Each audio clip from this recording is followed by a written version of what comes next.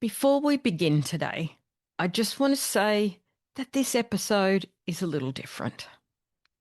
It wasn't planned. It was born out of one of the most emotionally difficult weeks that I've had in a very long time. And I hope that wherever you're listening today, you receive it in the spirit in which it was shared, with great compassion. Now let's get on with it.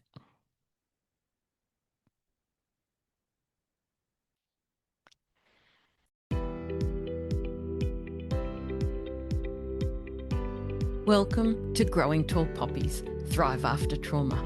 I'm your host, Dr. Nat Green, and I am so excited to have you join me as we discuss what it means to navigate your way through trauma or significant challenges and not just survive, but to thrive after it.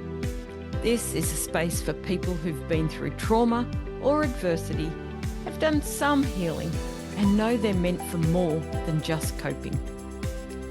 This podcast is about post-traumatic growth, not getting back to who you used to be. Rather, understanding who you are now and learning how to stand tall without shrinking, forcing, or abandoning yourself. Here, we explore identity after adversity, integrity and visibility wounds, nervous system wisdom, and what it really takes to move forward in a way that feels aligned, embodied, and true. You will hear a blend of deep solo conversations and powerful guest interviews with people who have lived this work, not just studied it. Because growth doesn't come from pushing harder, it comes from understanding how you adapted, honouring your nervous system, and gently updating the old agreements that no longer fit the life you're ready to live. If you're ready to stop hiding, stop performing, and start owning who you are becoming, then you are in the right place.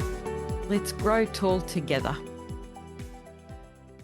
Hello, everyone, and welcome back to Growing Tall Poppies. I'm your host, Dr. Nat Green. And before we begin today, I just want to gently let you know that this episode touches on terminal illness and suicide. So, two very confronting and very emotional topics. If either of those topics feels particularly close to home for you today, then please be kind to yourself as you listen. And if today isn't the right day for this conversation, that is completely okay too. So just tune in as per normal again next week. This wasn't the episode I was planning to record this week. In fact, I had another completely different one prepared. But as we know, life doesn't go according to plan. And over the past week, life has gently reminded me that sometimes the conversations that we most need to have aren't the ones that we planned. They're the ones that find us. And this week, it's been one of those weeks. Indeed, it's been one of the most emotionally challenging weeks that I've experienced in a very long time. Not because of something that's happened directly to me, but because of two people I love very deeply. Two beautiful friends and two completely different journeys.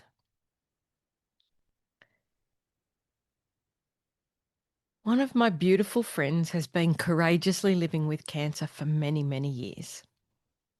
I've known her for over 20 years. Our children grew up together. We've watched each other's families grow, celebrated milestones, laughed together, cried together, and shared so much life. And she has fought harder than most of us could ever even begin to imagine. Multiple cancers, years upon years of treatments, years of uncertainty, years of choosing hope over and over again. And through all of it, she has remained one of the kindest, most generous, and most gracious people I know. She has an absolutely extraordinary zest for life. Her smile lights up a room. Her laugh is infectious. And she's one of those, those really rare people who genuinely delights in the happiness of others. Even after everything she's endured, everything she's been through, she continues to give more than she takes. And this week came the news that we all knew was coming, but desperately hoped that we wouldn't hear. Even now, standing at one of life's hardest crossroads, she's thinking about everyone else. Of course she is, making decisions with courage and dignity and loving the people around her so, so beautifully. And she talks about choosing how she wants to spend whatever time remains, doing what really matters. And as I sat with her last week over coffee, admiring her and her courage and focusing on maintaining her dignity and how we can absolutely honour her wishes through to the end and beyond, one thought just kept coming back to me. She would give absolutely anything for more time. Just one more ordinary day. One more morning sunrise. One more laugh with the people she loves.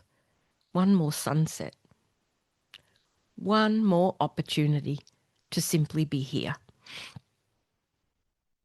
And then, only 24 hours later, another beautiful long-time friend found herself living through every family's nightmare. Her husband went missing. There was no trace of him and no response. You can only imagine the fear, the uncertainty, the frantic searching, the questions, the waiting, the hope, the absolute dread. Eventually he was found following a very serious suicide attempt. Thankfully, he survived, and that has brought great relief to many. But as anyone who has walked this path knows, this isn't the end of the story. It's the beginning of another one. A story filled with uncertainty, with recovery, questions without easy answers, the whole range of emotions, anger, fear, hope, heartbreak, all rolled into one. And the long road that lies ahead for every single member of that family and their circle of colleagues and friends.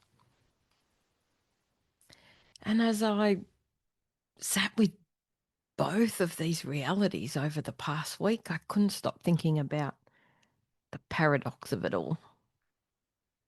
One person would give anything for another ordinary day, whilst another had reached a place where another day just felt impossible. How can both be true? How can both be held? There weren't neat answers, just a deep awareness of how incredibly complex being human really is.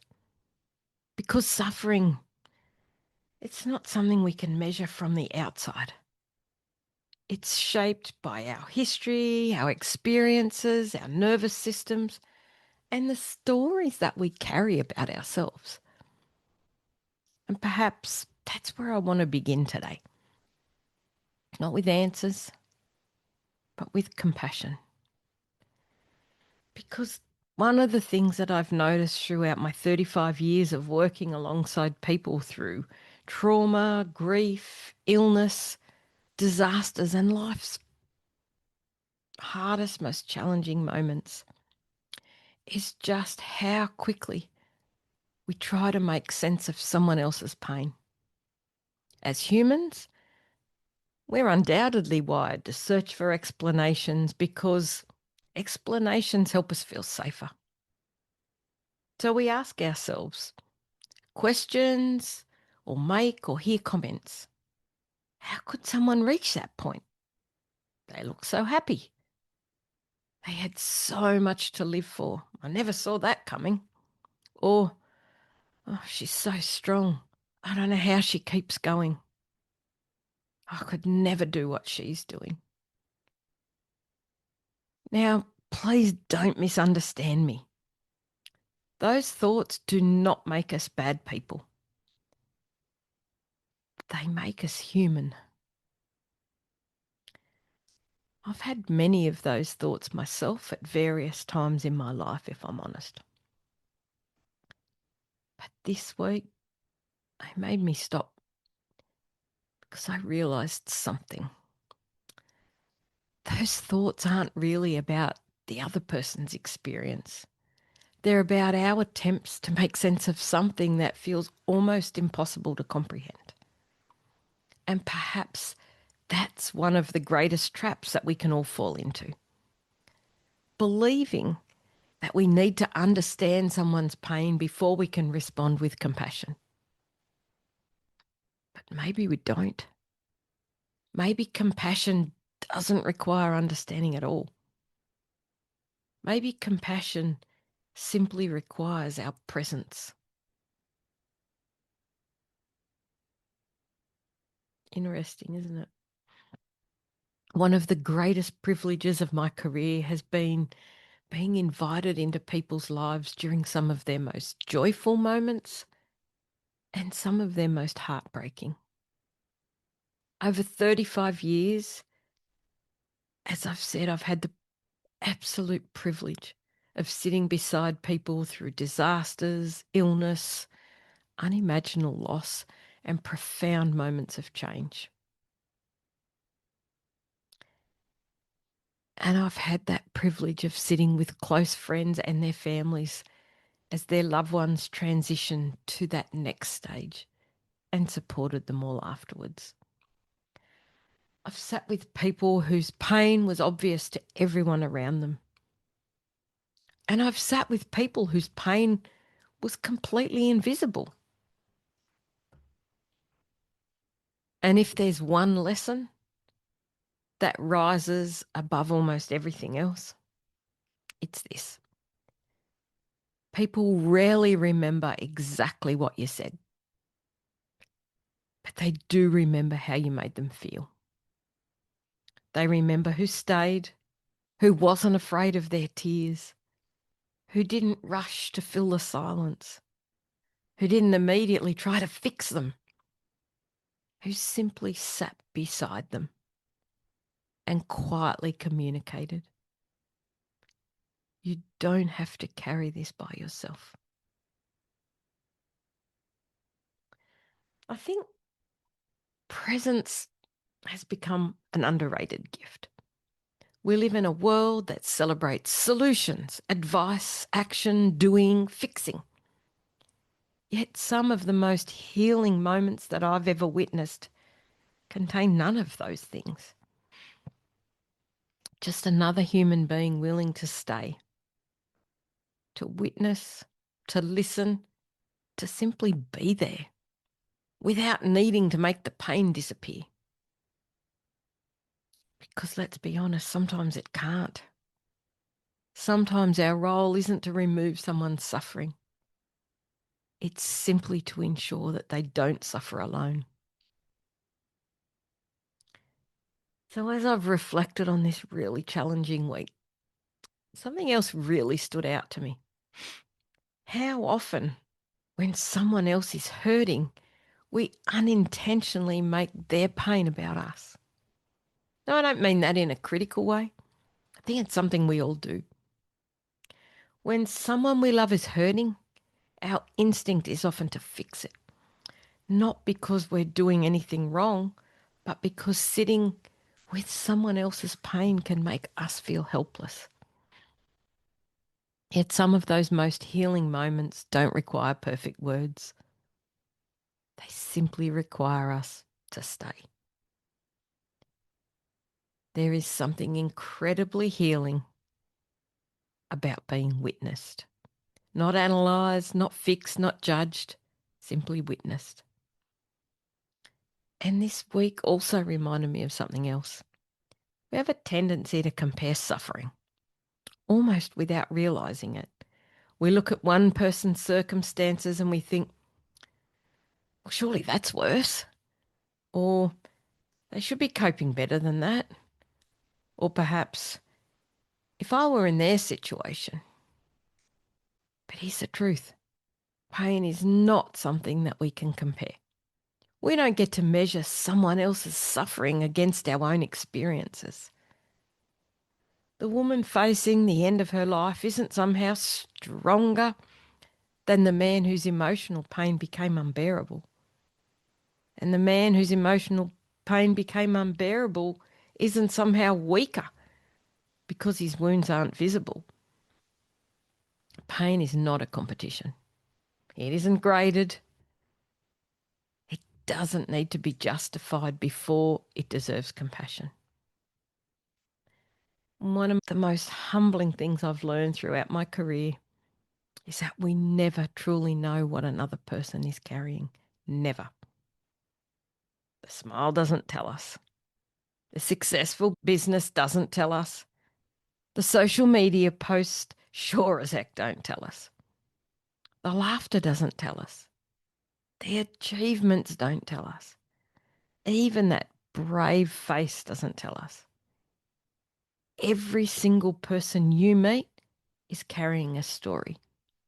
Some chapters they happily share. Others, they remain completely hidden away from the world. And perhaps compassion becomes the moment that we stop asking, why would someone do that? And instead begin asking, I wonder what pain they must have been carrying. Can you feel the difference? One question creates judgment, and the other, it creates curiosity. One closes our hearts and the other opens them. And I've also found myself reflecting on something very personal this week. I'll be honest, this week has been emotionally exhausting. I've found myself moving between heartbreak for one family and relief for another, while trying to hold two completely different realities at the same time.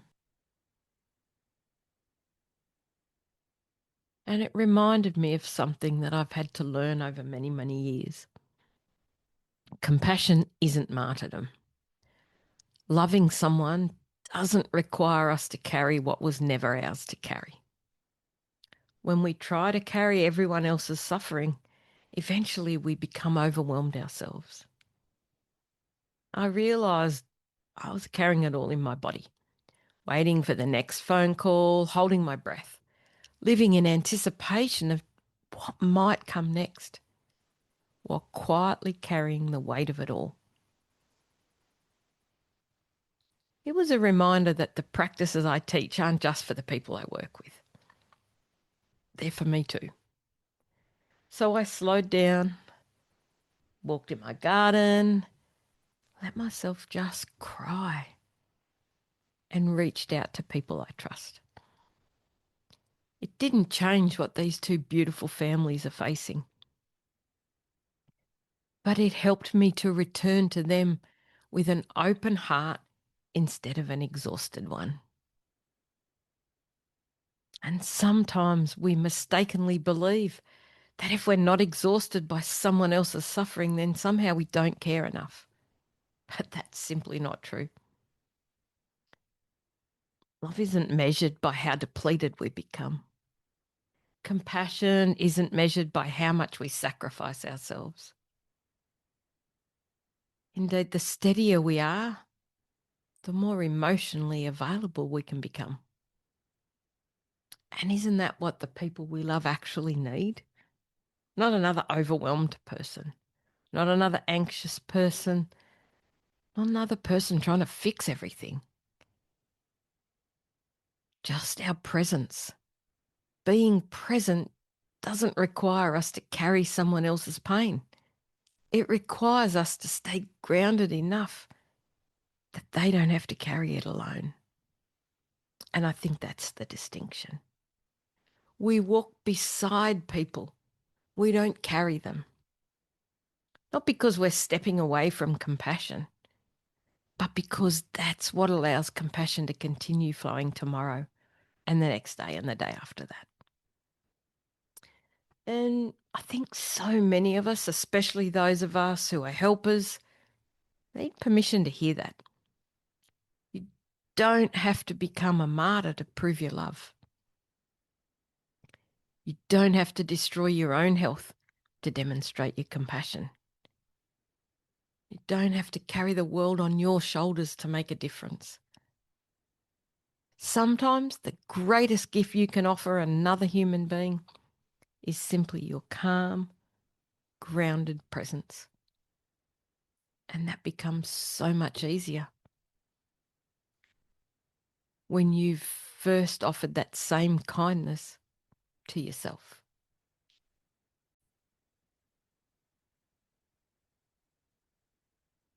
So as I've reflected on everything that's happened this week,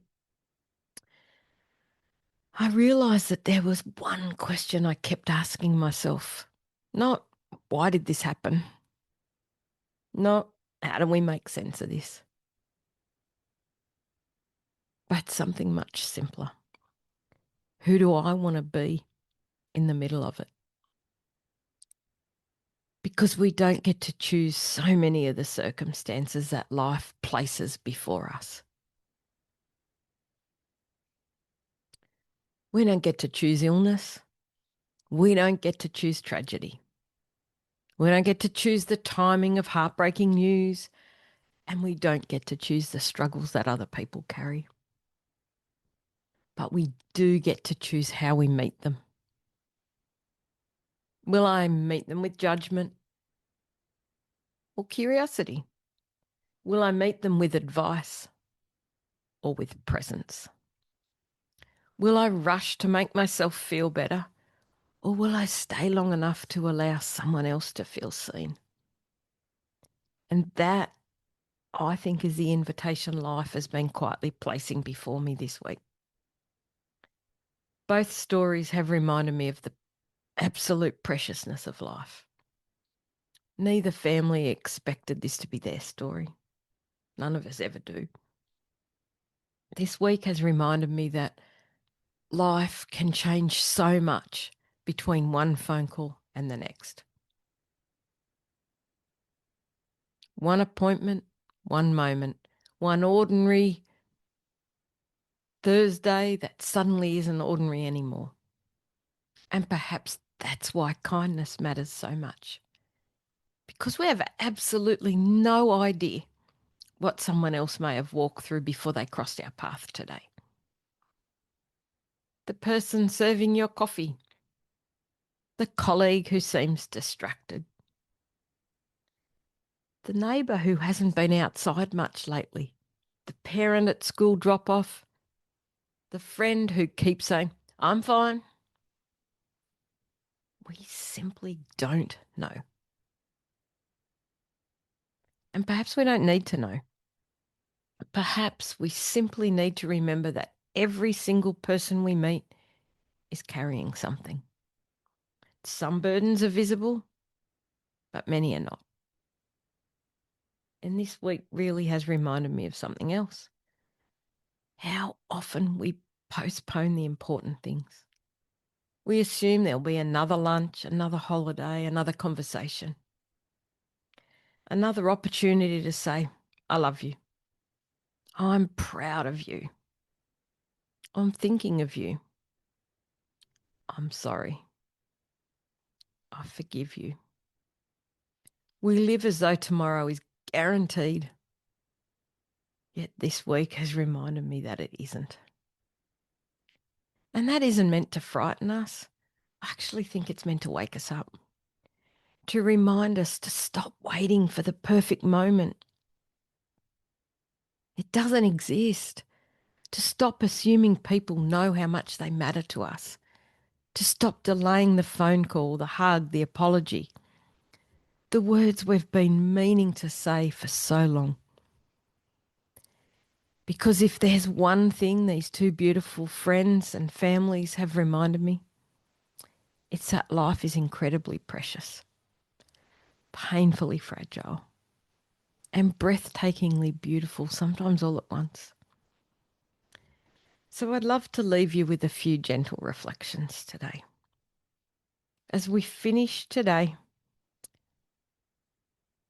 I'll simply leave you with 3 questions. Who in your life might need your presence this week? Number 2, who have you been meaning to call? And perhaps the most important question of all, how are you really? And before I finish today, I'd like to say something very personal. These 2 beautiful friends will probably never realise the gift they've given me this week. One reminded me that every ordinary day is a gift. The other reminded me that every person may be carrying a battle I'll never fully see. And between them, they've absolutely changed the way that I'll walk through the world. And to you, my 2 beautiful friends, you know exactly who you are. Thank you. Thank you for allowing me to walk beside you in very different seasons of your lives. Thank you for reminding me of the extraordinary strength of the human spirit. Thank you for reminding me that courage wears many different faces. Thank you for reminding me never to take an ordinary day for granted. I love you both very much. And to everyone listening today, if this conversation has brought someone to mind, please don't wait. Send the message. Make the phone call. Sit beside them. Tell them you love them. Ask the 3rd question. Not just, how are you? But how are you really? And then stay long enough to hear the answer. And if today you're the one who's struggling, if you're the one who feels overwhelmed, if you're the one carrying more than anyone knows, please don't carry it alone. Allow someone to sit beside you too, because none of us, not one of us, was ever meant to carry life's heaviest moments alone. Thank you so much for joining me for this conversation today. If today's episode resonated with you, I'd love it if you shared it with someone who might need to hear it. Sometimes the greatest gift that we can give another person isn't advice. It's simply letting them know that they're seen, they're loved, and they're not alone. And finally, if today's conversation feels uncomfortably close to home for you, if you're the one who feels like life has become too heavy, please reach out to someone today. A trusted friend, a family member, your GP, a mental health professional, or a crisis support service in your area. You don't have to carry this alone. So until next time, hold your people close. Be kind to yourselves, be kind to one another, and keep growing tall. Bye for now. Thank you for spending this time with me on Growing Tall Poppies. My hope is that today's episode has offered you something more than insight, that it's helped you feel a little more connected to who you are now, a little more trusting of your body, and a little more permission to stand tall without shrinking or forcing yourself forward. Post-traumatic growth isn't about fixing yourself, or returning to who you once were. It's about understanding how you adapted, honouring your nervous system, and gently choosing what no longer needs to come with you. New episodes of Growing Tall Poppies are released weekly, every Tuesday, and I'd love for you to continue walking this path with us as we explore identity after adversity, integrity and visibility wounds, nervous system wisdom, and what it truly means to grow forward, grounded, aligned, and embodied. If this episode resonated, I invite you to subscribe, follow, share it with someone that you feel might need it, or simply take a quiet moment to reflect on what's ready to move forward for you. You can also find me on Instagram at Dr. Nat Green, on Facebook at Dr. Natalie Green, or over on YouTube at Dr. Nat Green. And remember, you don't need to rush, and you don't need to hide anymore. Stay connected, stay true, and keep standing tall like the tall poppy you are. I'll see you in the next episode. Bye for now.